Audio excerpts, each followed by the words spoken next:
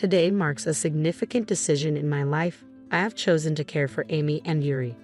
Upon my husband's return, he brought along his sister and her child. He determined that we would share our home and provide support for them. I couldn't fathom how he could prioritize his sister and niece over our own daughter and me.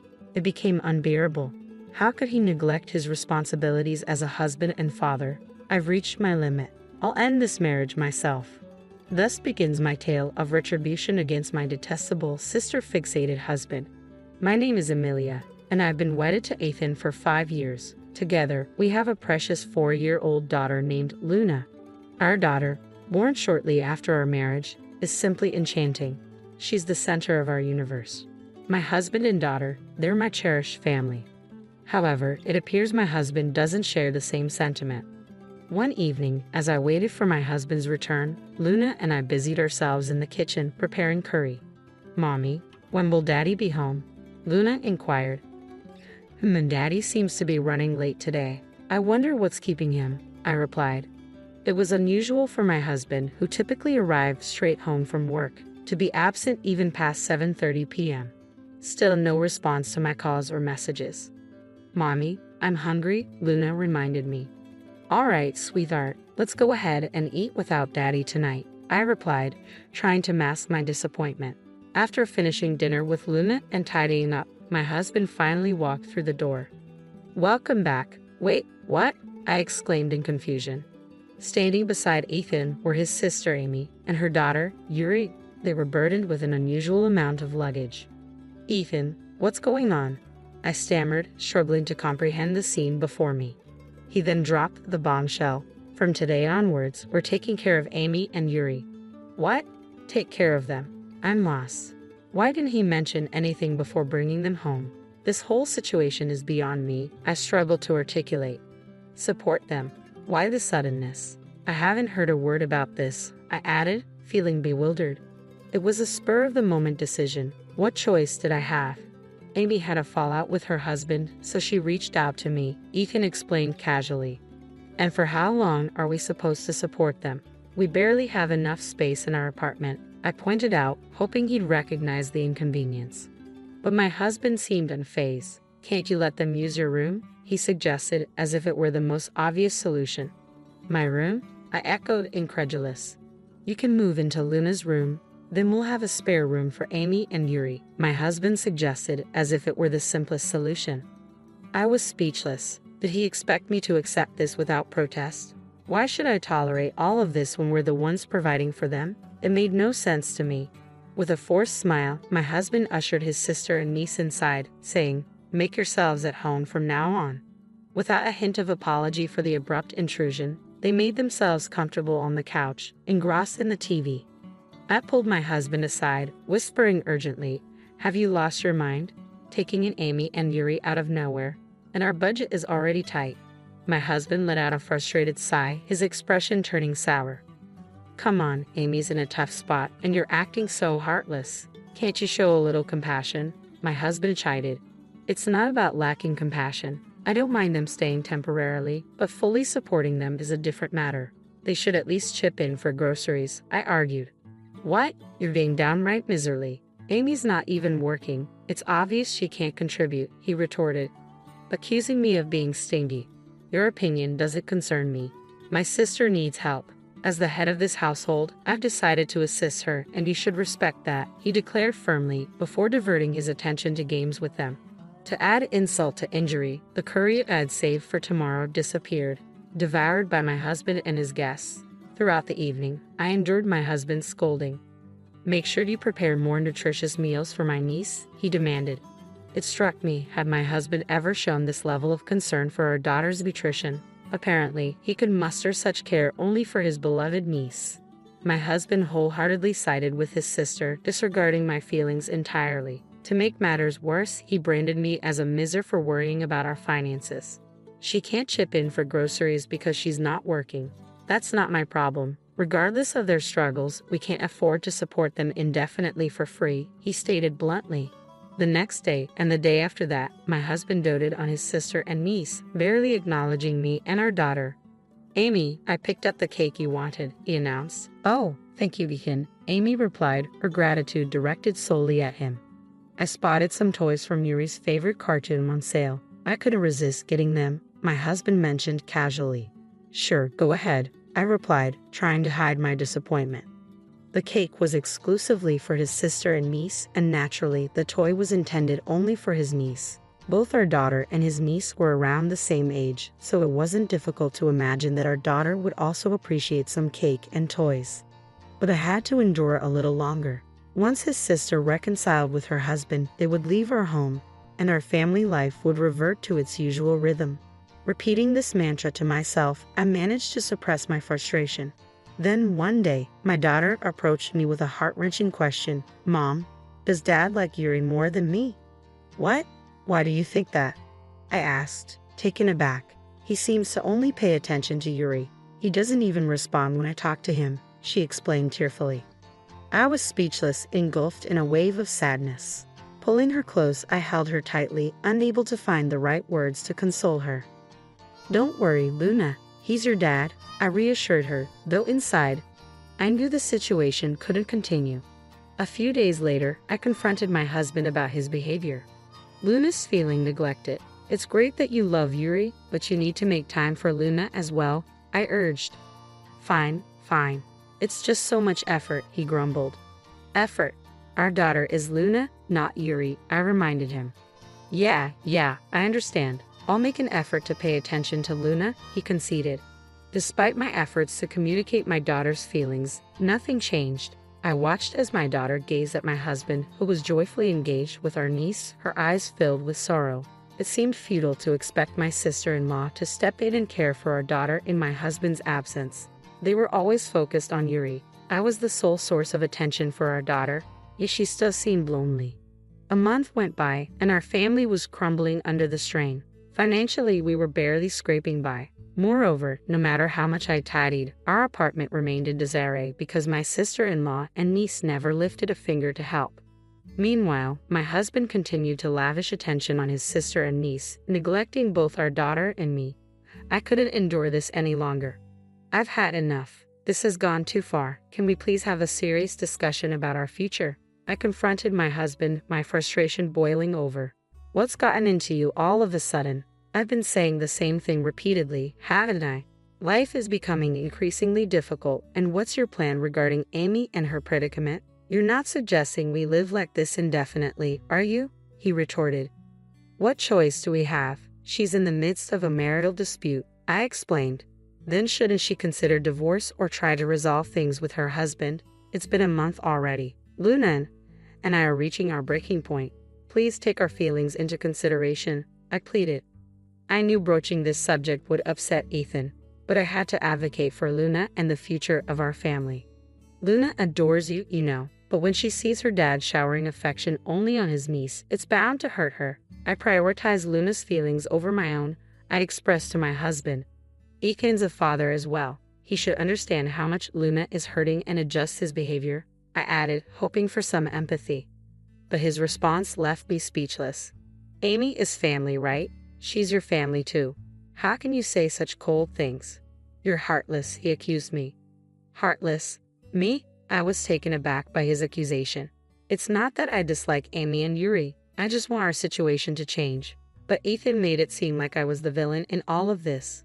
I always knew you were cold-hearted, Ethan accused. Amy's struggling, and Yuri misses her dad. I have to give them attention. You're there for Luna, so why can't you handle it? Whoa, hold on, I protested. I'm covering all the household expenses. Why should Luna and I suffer? My salary contributes to our family budget, you know. But Amy is my sister. That makes her your family too, yet you're always so distant, Ethan argued, laying the blame squarely on me. His cold gaze made it clear that his sister and niece took precedence over our daughter. Then he dropped a bombshell that left me stunned. Amy wants to stay here, so we'll be taking care of them from now on. We're responsible for everything: food, clothing, and shelter. In that moment, all my hopes shattered. I realized I was foolish to believe that talking would lead to understanding. Our old life was gone, irretrievably lost. I met Ethan's gaze squarely and uttered, "Fine, then let's get a divorce." Huh. My husband's expression morphed into one of disbelief. He seemed utterly perplexed by my declaration. After a tense silence, he stared at me incredulously. Divorce? What on earth are you suddenly talking about? You're joking, right? Do you honestly believe I'd joke about something like this? If you're going to dismiss mine and Luna's feelings, then I won't prioritize yours either. I'm going to make the best decision for Luna and ensure our happiness, I affirmed, resolute in my stance. He probably never anticipated me raising the topic of divorce. His disbelief was palpable as he scoffed, talking about divorce. You couldn't possibly handle raising Luna on your own. Sure, single parenting is challenging, but it's far better than enduring this. If you're serious, then go ahead and file for divorce. I'll even sign the papers. But remember, if you have a change of heart later and decide you don't want a divorce, it'll be too late, I asserted firmly. Do you really think I'd back down? I produced the papers I'd prepared earlier and handed them, along with a pen, to him. He froze upon seeing the divorce papers before him, making no move to fill them out. What's the matter? Aren't you going to fill out the papers? I pressed, urging him to take action. Oh no, he muttered, visibly shaken as I placed the pen in his hand. Come on, fill it out. You said you would, didn't you? No, I was just joking, he protested weakly. What a joke. You dared me to divorce you, claiming it'd be too late to change your mind later, and now you're too scared to follow through. Pathetic, I spat out in frustration. Shut up. I'll fill it out, okay? He snapped, scribbling his signature on the paper and thrusting it at me. There, I signed it. Happy now. Get out. You're annoying, he ordered, his irritation evident. I remained composed as I countered, No, you're the one who's leaving. What? Huh? What do you mean? Huh? He spluttered in disbelief. This apartment is under my name, remember? And since you started supporting your beloved sister, even with your contribution, we couldn't cover our living expenses, so I had to foot the rent alone. Yet you had the audacity to keep living here without any guilt. Are you stupid? Are you out of your mind? Suddenly, a voice interrupted our argument. Wait a minute, what's going on here? Amy, my sister-in-law, rushed over and grabbed Ethan by the collar. Then she exclaimed, You promised we could stay here indefinitely. So you were lying. Amy, it's not. What do you mean, it's not? I trusted you to keep us in your home forever. I can't believe you're throwing us out. I didn't expect things to escalate like this, Ethan stuttered. Ha! You can't even handle your own wife, she taunted. What did you say? Ethan bristled. I had reached my breaking point with their argument. I gathered my sister-in-law and her children's belongings and tossed them out onto the doorstep. Hey, wait, what are you doing? Amy approached me, clearly agitated. But now that I had decided to divorce Ethan, I felt no obligation to protect her. I'm just removing someone else's belongings. Actually, you're trespassing. Could you please leave as soon as possible? I replied calmly, causing Amy to shrink back. You don't have to throw out our stuff. And you, Ethan, she turned to my ex-husband. Could you please leave us as well? I have no need for either of you anymore, I stated firmly. What kind of thing is that to say to your husband? Ethan protested. You're not my husband anymore. You're my ex-husband, I stated firmly.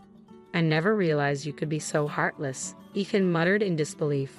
Well, that's your problem now. You've crossed the line. If you think your sister and her child are more important than our own, then why don't the three of you happily live together? I retorted. Where are we supposed to go if we leave here? Are you seriously kicking us out? Ethan protested. I don't care. Do whatever you want. Now, get out. I'll call the cops if you don't, I declared, my patience wearing thin. Once I confirmed that Ethan and his sister's family had reluctantly left, I shut the door behind them. It was unlikely I'd see them again. Glancing around the room, I noticed my daughter, Luna, staring at me with a puzzled expression. Mama, where's Daddy gone? She asked innocently. I'm sorry, Luna. Do you think it's okay if it's just Mama and you from now on? I inquired gently. Luna hesitated for a moment, her expression thoughtful, but then her smile returned. I'll be okay as long as Mama's here. I'm fine as long as I'm with you, she reassured me. She rushed into my arms and I held her tightly. Yes, even without my husband, we would be all right. Together, just the two of us, we could find happiness. Later on, I arranged for their belongings to be shipped to my husband's parents' house and explained the situation over the phone. It seemed my husband and his sister's family had indeed returned to their parents' house as anticipated. However, it appeared they had been disowned and ejected from the house by their irate parents. Consequently, my ex-husband rented a small apartment where he now resides with his sister and niece as a trio. It seemed like that was their desired outcome, but I couldn't care less. I later learned that my sister-in-law's marital discord stemmed from her extravagant spending habits. Now, she was being compelled to repay the money she had squandered from her husband. Almost every day, my ex-husband inundated me with cringe-worthy texts. "I made a mistake, please forgive me. I love you and Luna more than anything. I want us to reunite as a family." Needless to say, I ignored every one of them, promptly consigning them to the trash folder. Luna doesn't want to see her dad anymore, so we don't have any plans to meet him. I'm considering moving us out of this place soon, as it could become problematic if they were to show up unexpectedly. For my daughter, I want to shower her with love and provide her with everything she needs. Even without a father figure, my priority is to ensure she lives a happy and fulfilling life. Finally, Dad's passed away. What a relief. He was a stubborn old man with money, but he was nothing but a nuisance. On the day of the funeral, Alex's expression was more of a smirk than sadness. "How can you say that?" he scoffed. "You had debts that Dad took care of." "Shut up. He wouldn't die and kept racking up hospital bills. Now I can finally use his money as I see fit." "How dare you? You've been living off Dad all this time. Say what you want. You're on your own now. You're useless. Just leave." "Brother-in-law, how could you?" William chimed in, scolding Alex.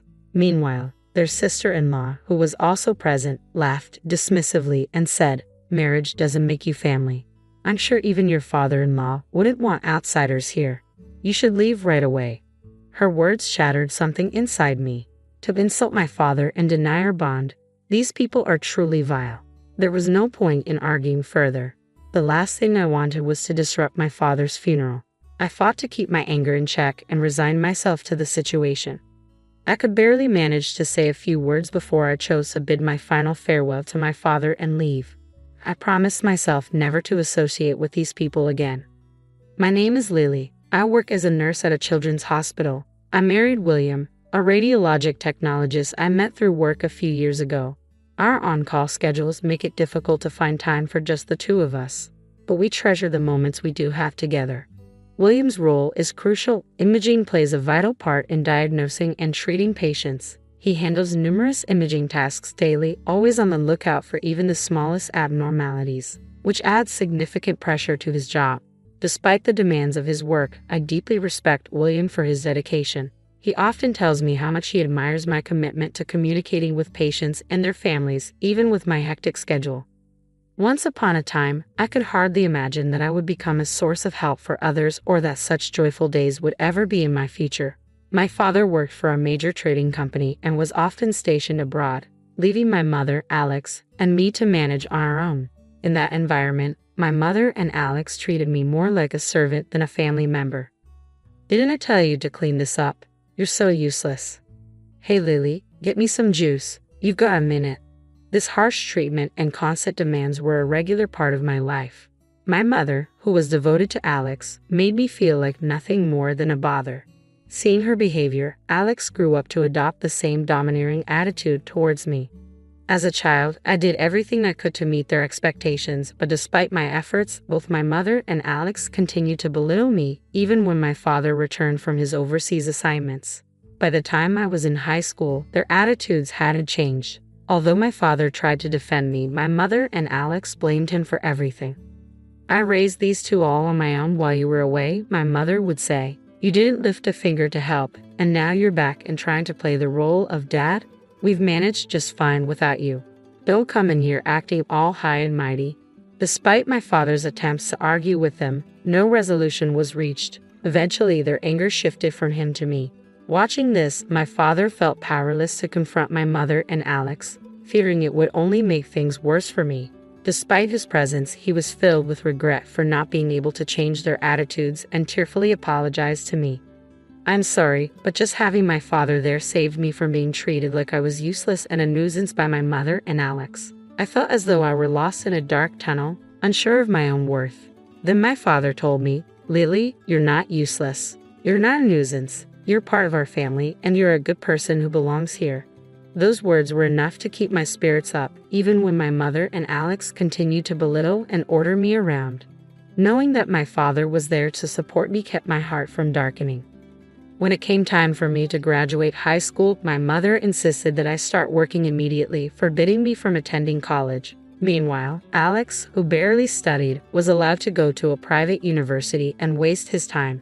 Despite this, my father refused to stay silent. He asked me what I wanted for my future and assured me that I could make my own choices. His support gave me hope and a sense of direction for my own path. After years of being at the beck and call of my mother and Alex, I had never really considered my own future. But now, I began to seriously think about what I wanted to do with my life. I knew I wanted a career where I could genuinely help people, so I decided to become a nurse. When I shared my aspiration, my father quietly took action behind the scenes. He arranged for me to attend nursing school, covering the entrance fees and finding me a place to stay, all without my mother or Alex finding out. Thanks to his efforts, I was able to enroll in nursing school without any obstacles. Since then, I only returned home when my mother passed away. Throughout nursing school and beyond, I stayed in touch with my father. When I landed my first job, passed my national exams, started dating William, and eventually decided to get married, my father was overjoyed. He celebrated these milestones as if they were his own achievements. Meanwhile, I worried about him being alone at home, but he always reassured me, saying, "I'm fine," and dismissed any concerns I raised. My father, who had always been stoic and never showed signs of weakness, mentioned during a phone call that he was feeling some discomfort in his midsection. Although he downplayed it as just a minor pain, I had a feeling he was underestimating the issue. I suggested he visit the hospital for a checkup. A few days later, he called to say that his endoscopy had shown no issues. I felt a sense of relief, but my husband, William, was not entirely convinced. He pointed out that an endoscopy might not detect all problems and recommended a cancer screening as a precaution. I passed on William's suggestion to my father and urged him to follow through. The results of the cancer screening were a devastating blow. My father had pancreatic cancer. Although the diagnosis was shocking, we were relieved to learn that the cancer was still at a stage where it could potentially be removed through surgery. My father was soon admitted for the operation. The news initially cast me into a dark place, but fortunately, the surgery was successful. When William and I visited him in the hospital, despite his evident fatigue, he greeted us with a warm smile. Just as I began to feel a bit of relief seeing my father looking better than expected, the door to his room flew open. Alex and a woman entered abruptly. Alex gave us a brief, dismissive glance before striding into the room with little regard for our presence. "Get out," he said, gesturing toward the door as if we were obstructing him.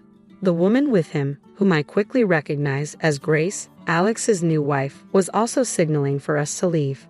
From what my father had told me about Alex's marriage, I knew this had to be his wife. "Can't you wait a moment? We just got here," I protested, but Alex merely smirked at me, his expression dripping with disdain. "As if talking to Dad will make any difference." "I understand, but I've hardly had a chance to speak with him," I replied, trying to keep my voice calm. "Brother-in-law, please give us a bit more time," my husband pleaded with Alex. But Alex shot back bluntly. "So you're the one who married Lily, huh? I don't care if you're a radiology tech or whatever. Without doctors, nurses, and techs, none of you matter. So don't get all high and mighty." He smirked with a self-satisfied sneer. And before we could even rise from our seats, he turned to our father and began speaking with startling disregard. "Dad, I've gotten myself into debt again. I need your help." "What?" I gasped in shock at Alex's words. Instead of showing any concern for our father's condition, he was suddenly talking about money and suggesting that our father had previously covered his debts. "Alex, you need to take responsibility for your own debts. Do you even grasp what Dad is going through right now?" "Shut up. I'm making Dad pay for his past mistakes. He neglected us when we were kids. He can't just buy forgiveness with money." "What?" I was stunned by Alex's despicable behavior. His words left me speechless, and I knew I had to intervene. I was the only one who could stop him. As I struggled to find the right words to respond, my sister-in-law, standing next to Alex, shot me a puzzled look. "Don't act so superior just because you're married. You're in the way, so just go home." I couldn't hold back any longer and snapped at my sister-in-law's words. "That's enough," I shouted, forgetting that we were in a hospital room. "Lily, stop," William quickly intervened, and I was momentarily taken aback.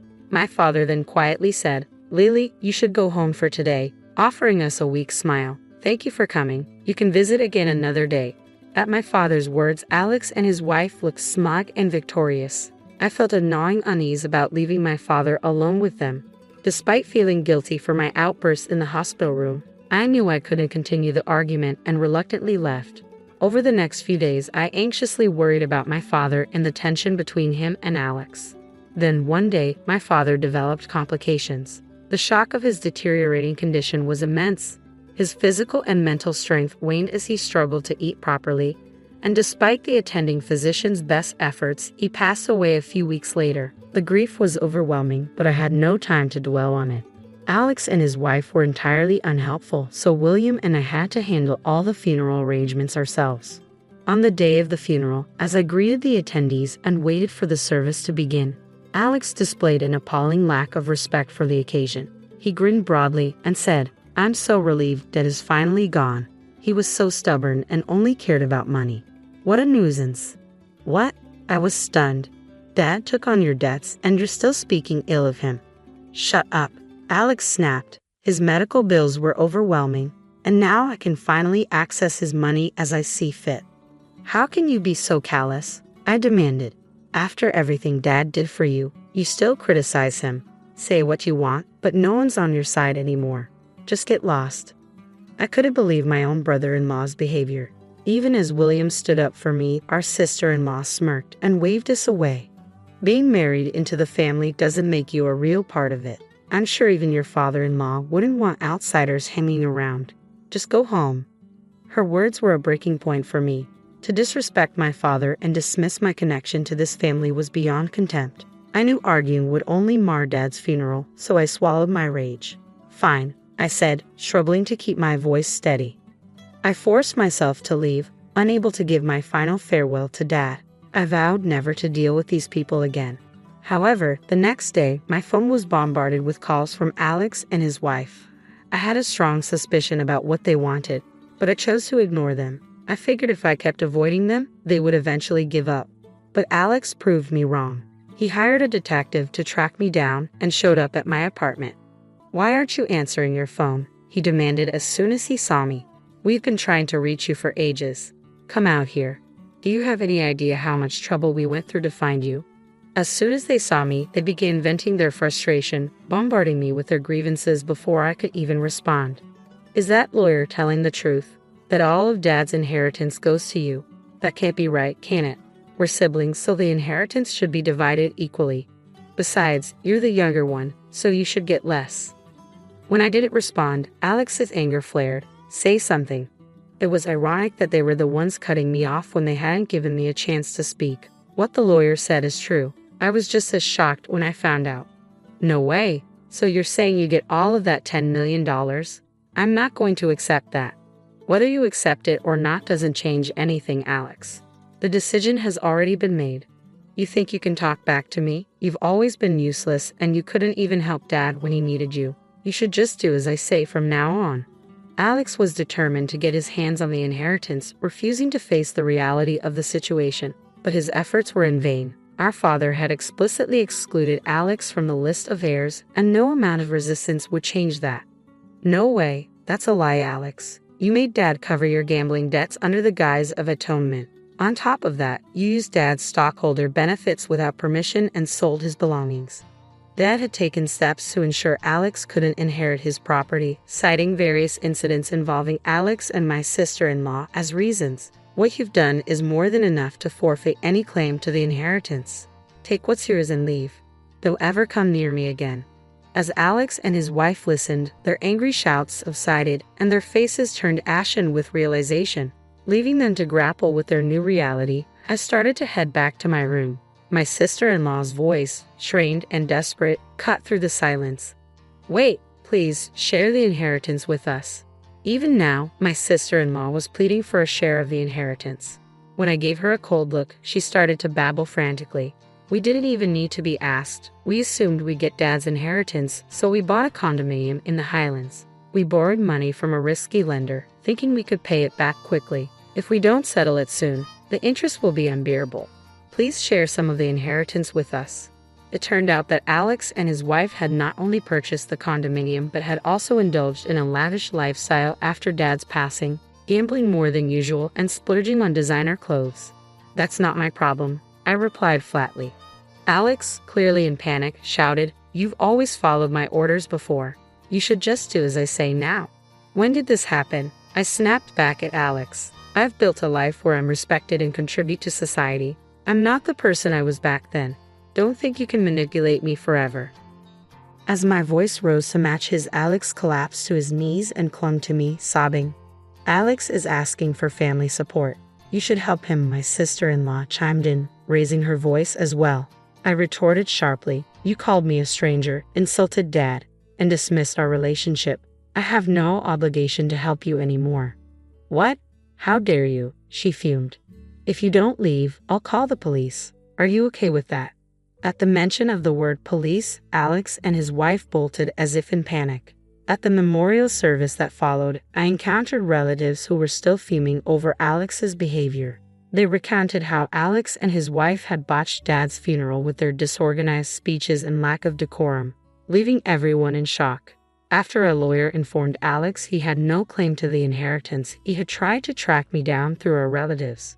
When they refused to reveal my whereabouts, he resorted to hiring a detective.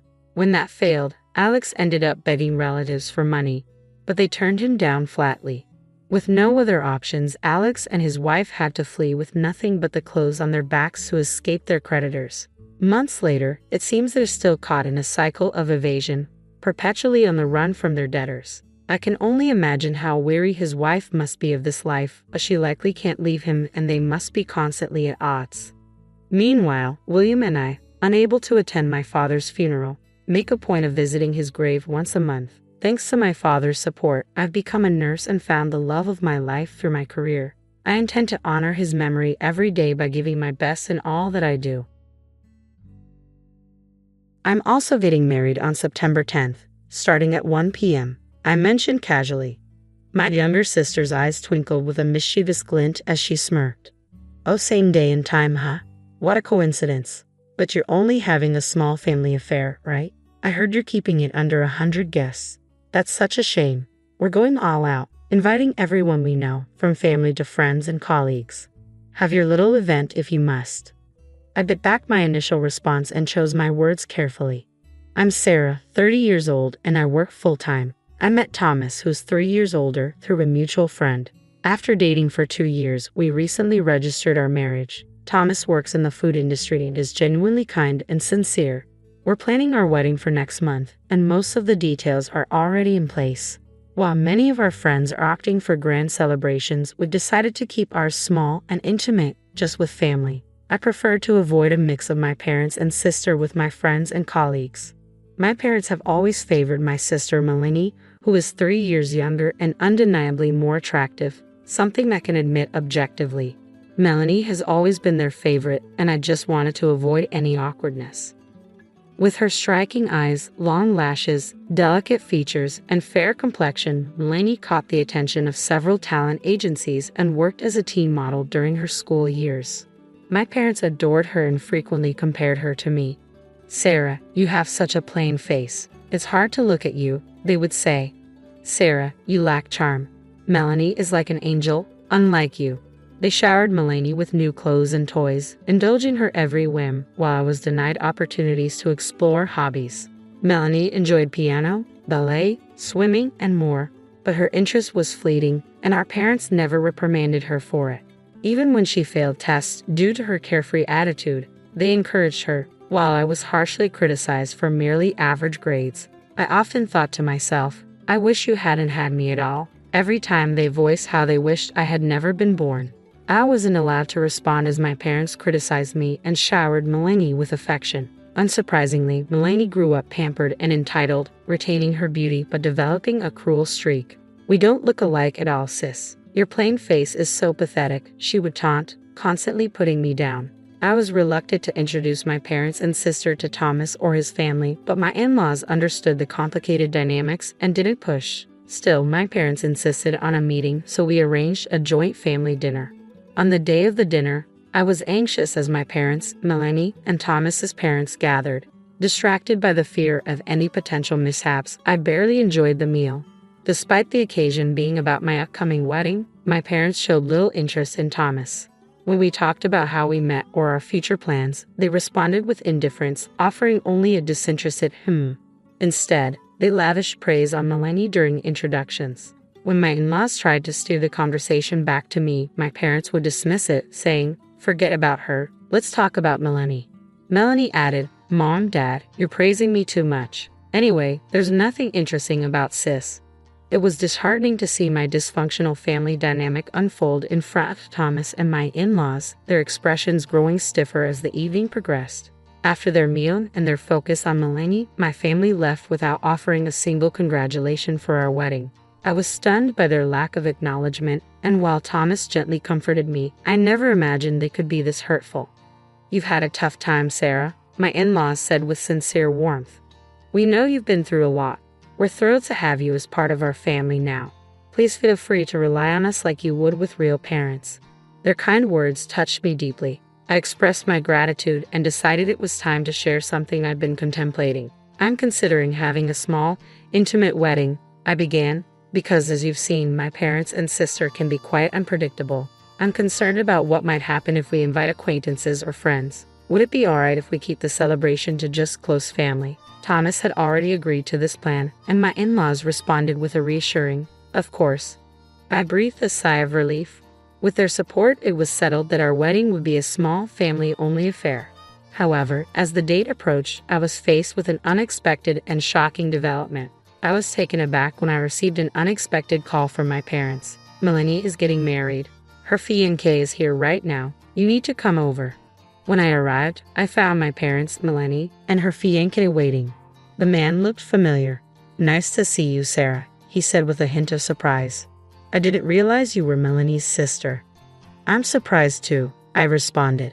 His name was Ethan Matthews, and he worked for one of my company's business partners. "When Melanie mentioned your name, I thought she must be talking about a different Sarah. I never imagined you two could be related. You don't look alike at all," he said with a dismissive tone. I was familiar with Ethan's condescending attitude from work. It was clear he looked down on me because I didn't have a college degree. My parents had always insisted, "You should work instead of going to college," so I joined the company right after high school.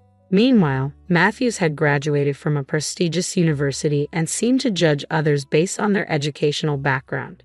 The thought of becoming family with someone like him was unsettling, and I felt a strong urge to leave the room as quickly as possible. "Congratulations on your wedding. I'll be taking my leave now," I said, trying to exit gracefully.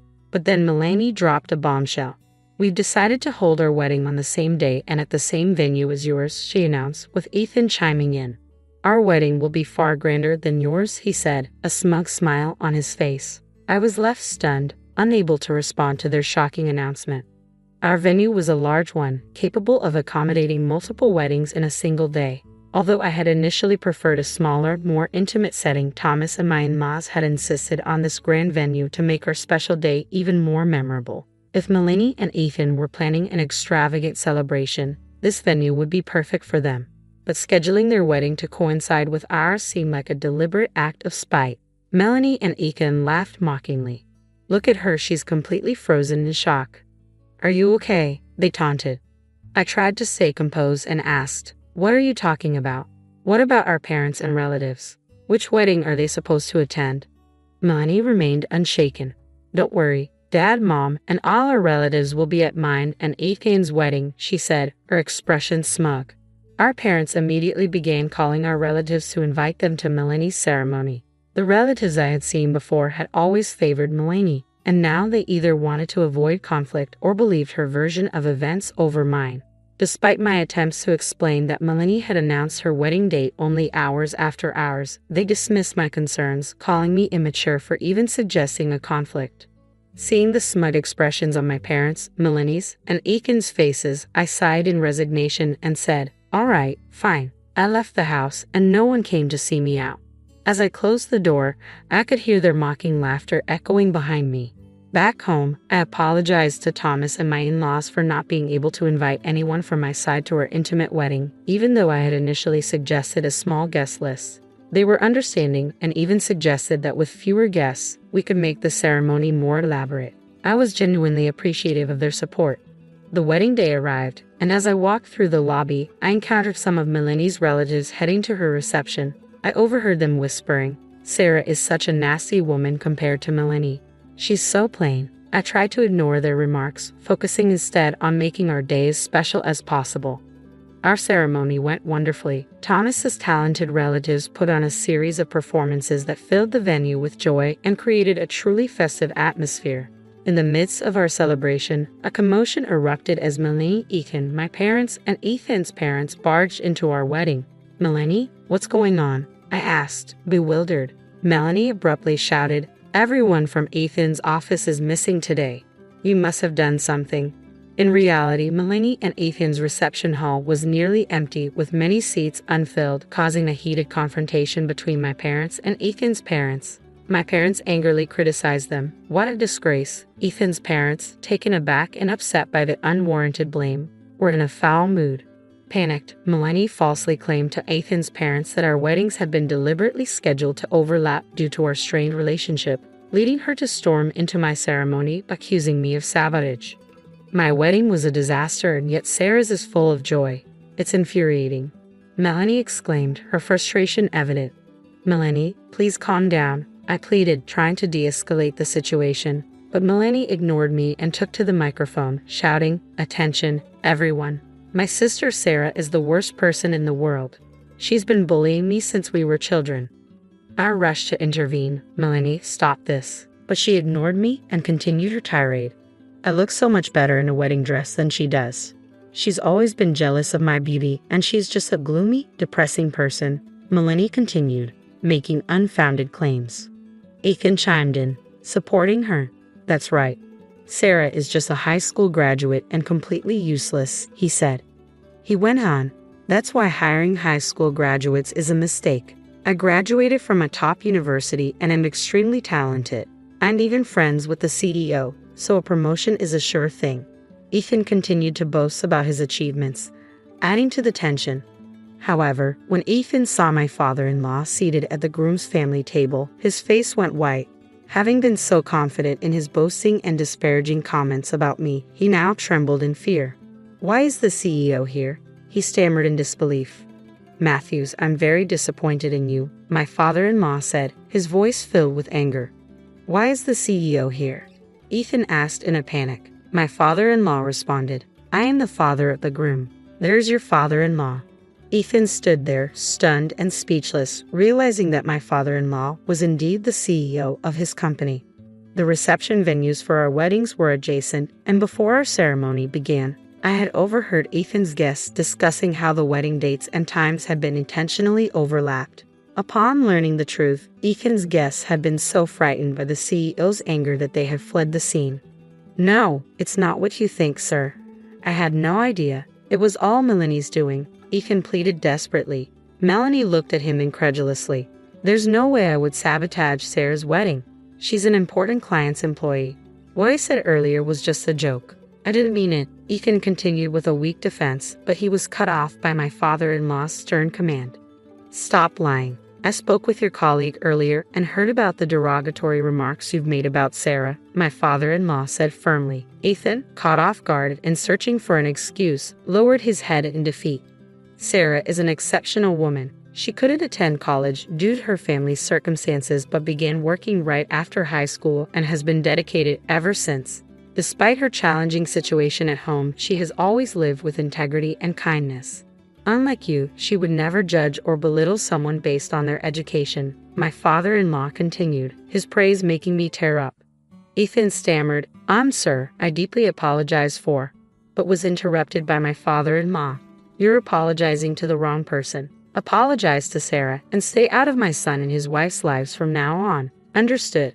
"Yes, sir," Ethan said, trembling uncontrollably. He turned to me, tears in his eyes, and apologized. "I'm truly sorry.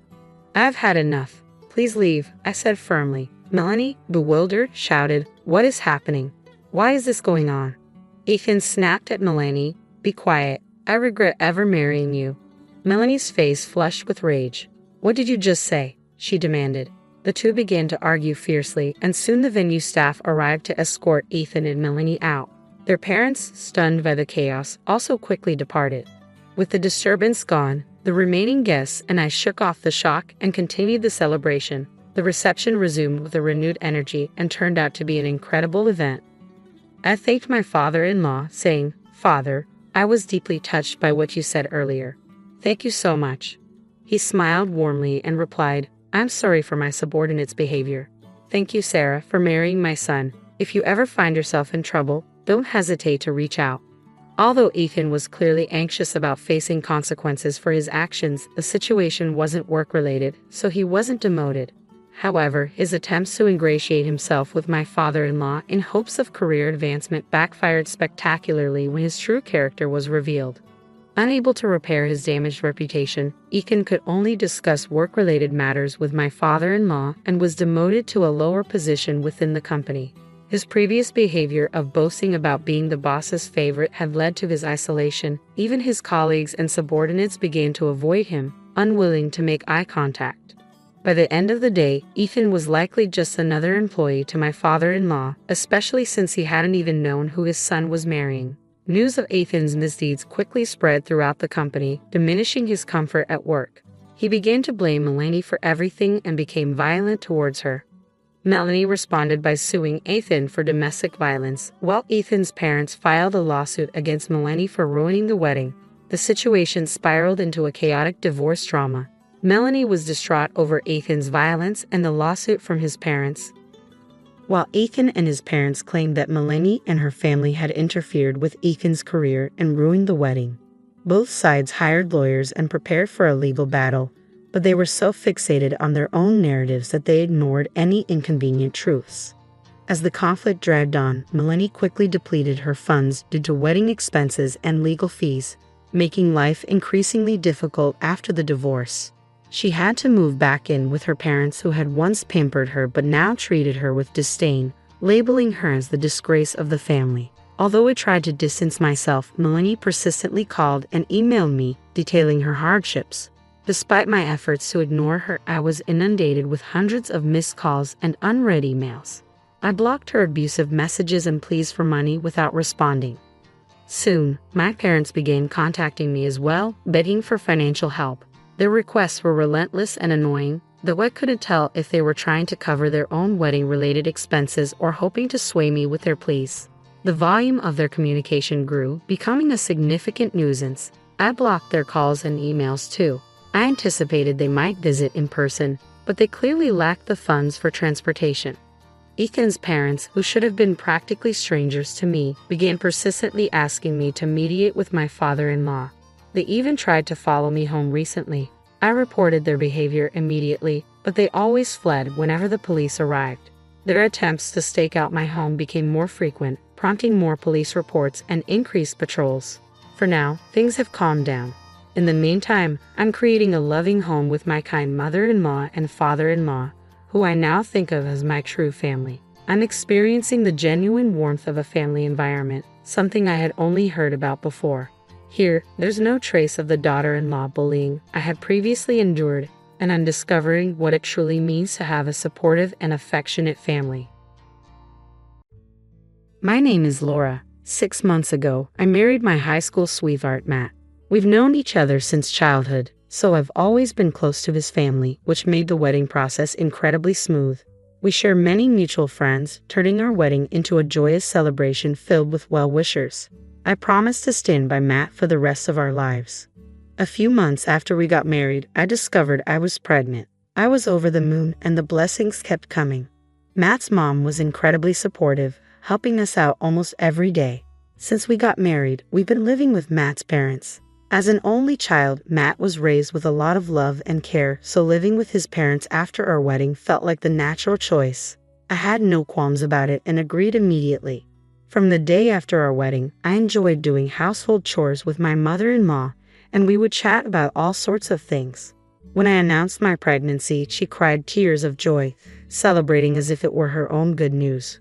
Whenever I tried to do anything around the house, she'd say, "Don't worry, Laura, I've got this," and take over. I'd reassure her, "I'm feeling fine today, really," but she'd insist, "You have to think of the baby first. Rest up," and stop me from doing anything. While I appreciated her concern, it reached a point where I was bored out of my mind. I had been working part-time, but I quit my job as soon as I found out I was pregnant, on the advice of both my mother-in-law and Matt. With nothing to do at home, I was going stir-crazy. I feel like moving around a bit. Can I go shopping? Need anything?" I'd ask, hoping for some freedom. But she'd firmly respond, "Absolutely not. You're not even in your second trimester yet. You need to rest," and wouldn't let me leave the house. I understood her concern, but it felt suffocating. She had a miscarriage before having Matt because she continued working, so she was worried I'd face the same fate. "If you're not careful, you'll end up in the hospital like I did," she'd warned me. Not wanting to create tension, I decided to take it easy until my second trimester. Once I reached that milestone, she started allowing me short walks. Matt and I would go out on his days off, buying snacks from a local store and having little picnics. Sometimes I'd go for a walk with my mother-in-law while shopping. She even started cooking with me again. I realized she was just deeply concerned for me during the early stages of my pregnancy. At 38 weeks, my water broke while I was climbing the stairs at home. With Matt and my father-in-law at work, my mother-in-law quickly drove me to the hospital. Matt had already coordinated everything with the hospital, so by the time our baby Brian was born, he was right there with us. Matt was the first to hold Brian. "Oh, he's so adorable," he said, his eyes welling up with tears as he lovingly gazed at our newborn. Seeing him so emotional made me tear up too. "Thank you, Laura. I'm so happy right now," Matt said, smiling at me, and I couldn't help but cry. "May I come in?" My mother-in-law, who had kindly stepped out of the room, peeked her head in. "Go ahead and hold him, Mom. He's really cute," Matt said, handing Brian over to her. I felt a bit awkward. My mother-in-law had been incredibly supportive and was eagerly awaiting her grandchild. What would she say now that Brian was here? The thought made me anxious. "Thanks to you, we were able to have Brian safely. Thank you so much," I said to her, grateful for all her support. But her response was unexpected. "He doesn't look like him." "What?" I asked, unsure if I heard her correctly. "What do you mean? He doesn't look like Matt. Are you sure he's Matt's child?" What was she talking about? This should have been a happy moment, but my heart started racing uncontrollably. "What are you saying?" Matt immediately confronted her, but she continued without apologizing. "Look at Matt's baby pictures. Brian doesn't resemble him at all," she said, showing us a baby picture of Matt on her phone. "Well, they don't have to look exactly alike," I started to say, but before I could finish, she stormed out of the room, exclaiming, "I can't deal with a child whose parentage is in question." "Hey, Mom," Matt said, following her out and leaving me alone. I looked at Brian's face and started to cry. He looked so much like Matt, especially around the eyes and ears. Matt never returned to the room and only texted me to say he was going home with his mom. I was stunned by his behavior but too exhausted to confront him. A few days later, on the day of my discharge, Matt came to pick me up but seemed distant. "What's wrong? We get to live together starting today," I said, trying to lift the mood, but he didn't seem happy. "Mom's still upset." "Try not to provoke her," he said. I had just given birth and was mentally and physically drained. Why did I have to be considerate of her on the day I was discharged? I didn't say anything and the ride home was silent. The tension didn't ease even after we got home. As soon as I walked in, my mother-in-law greeted me with sarcasm, saying, "Oh, you're back." My father-in-law avoided eye contact and my mother-in-law continued with snide remarks. "I've told you many times, this child is Matt's. His name is Brian. Won't you please love him?" I pleaded, but she ignored me completely. "Say something, Matt," I cried out, but he responded coldly, "It's true. He doesn't look like me." At that moment, my tears dried up. Matt, who should have supported me, had abandoned me. Looking back, I wish Matt had stood up to his mother, but instead, he sided with her. I felt hollow and resigned myself to the idea that my mother-in-law might never love Brian. Matt wasn't helping with childcare either, which only added to my stress. "Can you feed him formula while I take a shower?" I asked. Matt replied, "I've been working all day. Why should I lose sleep over a child who might not even be mine?" I couldn't believe this was happening. "Never mind, I said, feeding Brian the formula myself and quickly taking a shower once he fell asleep. This had become my life. If it had only been my mother-in-law, I might have considered getting a DNA test to prove her wrong. But even Matt wasn't convinced Brian was his. That hurt more than anything. My parents had moved to the countryside soon after I got married, so I couldn't rely on them for support. They had been thrilled about my marriage and had welcomed Matt as if he were their own child, which made it impossible for me to confide in them. After months of this, my mother-in-law, who had been avoiding me, finally spoke up. "Laura, can you bring the baby to the living room?" "All right," I replied. My mother-in-law had been ignoring both me and Brian, and I thought she might finally apologize. But my expectations were quickly dashed when I arrived in the living room and found both her and Matt sitting there. "Could you please leave with that child?" she demanded. "What?" I was stunned and at a loss for words. She glanced at Brian and continued, "He still doesn't look like him. I've had enough."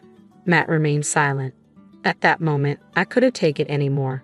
"Fine, if that's how you feel. I'll pack my things and leave," I said, grabbing the divorce papers and starting to pack. Matt said nothing and continued his conversation with his mother. "Make sure you pay child support," she said. "How can we when we're not even sure he's Matt's?" My mother-in-law shot back. I was seething with anger. Without saying another word, I left and went to my parents' house. I explained everything to them, and though they were initially confused, they welcomed me with open arms. I decided to stay with them while I looked for a job and saved some money. I had requested child support from my ex-husband through a lawyer, but the payments never came through. I was determined to cut ties with my ex and his family, so I chose not to press the issue of the unpaid support. Years passed, and Brian was about 6 years old when I received a call from a local friend who also knew Matt, informing me that Matt had died in a car accident. Although I heard about it soon after it happened, I chose not to get involved. Brian was in a busy, active phase, and we didn't attend the funeral. A month later, while catching up with local friends and returning to my hometown for the first time in years, I decided to buy a gift before heading to my friend's house. So Ryan and I went to a department store we used to visit as a family. "Laura?" I turned around to see my mother-in-law, whom I hadn't seen in years. I stood there, stunned, as she quickly approached us and said, "You're Brian, right?" and began talking to him. "Brian, I'm your grandma. You really look just like Matt," she said. I couldn't tolerate hearing that. "Enough is enough. Because of you." "Wait," I started, but she cut me off. "Don't be so angry. I've wanted to see you for so long." Feeling my frustration rising, I said, "Excuse us," and pulled Brian away, leaving the scene. "Was that Grandma, Bri?" Brian asked. I had kept his grandmother's identity a secret until now, but Brian, now in elementary school, was genuinely curious and kept asking, "Is it Grandma supposed to be your mom? Who was that lady?" I couldn't avoid it any longer, so I explained it to him in simple terms. When we got home, Brian looked up at me and said, "Mama, you've been through a lot, huh?" as he patted my head. His kindness made tears well up in my eyes. I felt deeply grateful for having him in my life. A month later, my mother-in-law showed up at the apartment where Brian and I were living. "How did you find us?" I asked, surprised. She replied, "I asked around through Matt and our mutual friends. I finally tracked you down," and pushed her way inside. "Please leave," I said firmly. She responded, "Matt died in an accident, and my husband passed away from illness. You two are all the family I have left." Brian came out of the next room, likely drawn by my mother-in-law's loud voice. Spotting him, she said, "Brian, why don't you come live with Grandma? I have a bigger house and can give you lots of delicious food." "Stop it," I said as my mother-in-law pulled out a thick envelope. "It contains $50,000 for child support.